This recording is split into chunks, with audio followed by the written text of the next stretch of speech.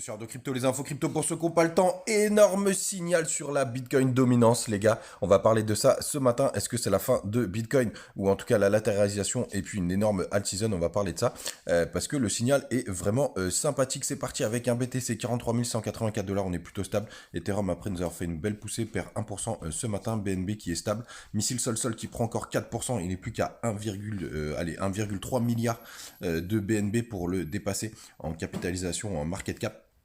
C'est vraiment intéressant de voir s'il va prendre le dessus. Je reste très bull sur Missile Sol là, qui frôle les 100 $. Mais attention, on est quand même sur une zone assez costaud. C'est une barrière psychologique assez importante, les 100 $, vous vous en doutez. On a Avax qui prend 2,6% ce matin. Le reste de la map, il y a quand même pas mal de rouge comme Ton qui perd 2,7%. BCH 3%, on a ICP aussi qui perd 5%. Bref, c'est un peu mitigé, mais on a quand même IMX qui prend 10% quasiment, et OP et Aptos qui prennent 11 et 10%. Bref, un peu mitigé ce matin. Les gars, du côté de la Bitcoin dominance, je démarre tout de suite pour ça. Donc, qu'est-ce que c'est la Bitcoin dominance? C'est la puissance du BTC par rapport aux autres cryptos, tout simplement. C'est-à-dire leur poids en market cap par rapport à toutes les autres cryptos. Ça veut dire que là, 52,86% du marché, c'est le Bitcoin.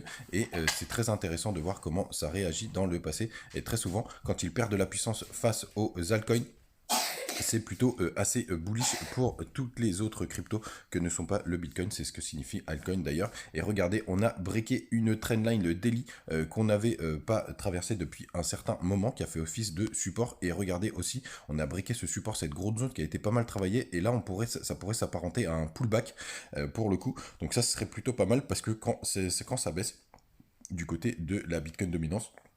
Eh ben, ça veut dire que les alts sont en forme et sont beaucoup plus puissants que BTC. Quand on regarde le MACD, c'est pareil, on est vraiment orienté à la baisse, on est complètement en chute libre, donc on va voir ce que ça va donner. Mais c'est très intéressant, on va prendre un peu plus de recul et passer en weekly pour voir où sont les zones de support et de résistance, et pour voir ce que ça peut donner sur le futur. D'ailleurs, il faut passer en monthly parce qu'il y a quand même un bel historique là-dessus. Et vous voyez, historiquement, quand on fait des grosses cassures, on peut avoir une accélération de pas mal de petites cryptos. Sur du monthly, on voit que c'est beaucoup moins évident, mais on a une belle mèche de rejet, ça c'est magnifique, regardez-moi ça. Cette jolie mèche de rejet qui est plutôt pas mal. Et puis après, évidemment, quand on revient sur du court terme, on se rend compte qu'il se passe potentiellement quelque chose. On continue avec le daily du BTC, lui pareil, qui a fait un joli support là sur une autre trendline qui est pas du tout la même. Pour le coup, on voit qu'on est sur le haut du tableau, donc on a pas mal de mal à s'extirper. Pour l'instant, les vendeurs se sont retrouvés là. On va voir ce que ça va donner. Les stops vont continuer de s'accumuler sur le MACD. On est plutôt à plat, même si on n'est pas en zone neutre. Donc attention les gars.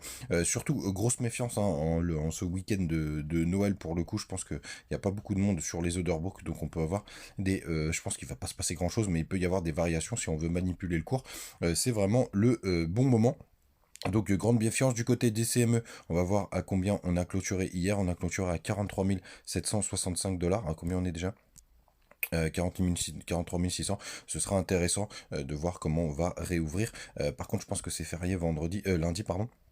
Lundi de Noël, on verra bien, j'ai un petit doute sur le sujet, mais grande méfiance de ce côté-là. Du côté de nos autres indicateurs, du côté, ce qui était intéressant, là j'ai vu le crypto Grid toujours dans ce range interminable, avec les 65 en bas, les 70 en haut. Regardez, on le voit très bien maintenant. À mon avis, quand ça va breaker, ça va breaker fort. Les liquidations, il n'y en a pas énormément. On voit quand même que c'est plutôt calme. On a 99 millions, donc à peine 100 millions de liquidations. Et sur la map des liquidités, si on fait un petit tour d'horizon, c'est plein au sud, c'est plein au nord. Là, on a un gros pic qui se situe vers les 44 700. Et au nord, on a un pic qui se situe, hop, si on regarde bien, vers les 43 000.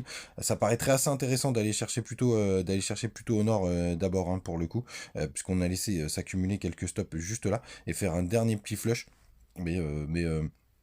Mais sans garantie les gars, vraiment là on est sur une zone d'indécision parfaite. Mais moi j'aime bien ces zones d'indécision parce qu'en général c'est les alts qui s'amusent bien. C'est pareil du côté des liquidations, donc rien de très intéressant. Long short ratio On est à 50%, on est à 50-50% en 1 heure, on va passer sur du 24 heures et on est pareil à 50-50. Donc on a quand même du jus, pourquoi pas, pour aller breaker un peu plus haut. N'hésitez pas à nous rejoindre sur le Telegram, la communauté est toujours là pour échanger avec vous et se raconter des choses. Et une autre info ce matin, la partagée par CryptoGougou, il y a la BlackRock qui prévoit d'injecter 10 millions de dollars de financement de démarrage pour son ETF spot Bitcoin le 3 janvier.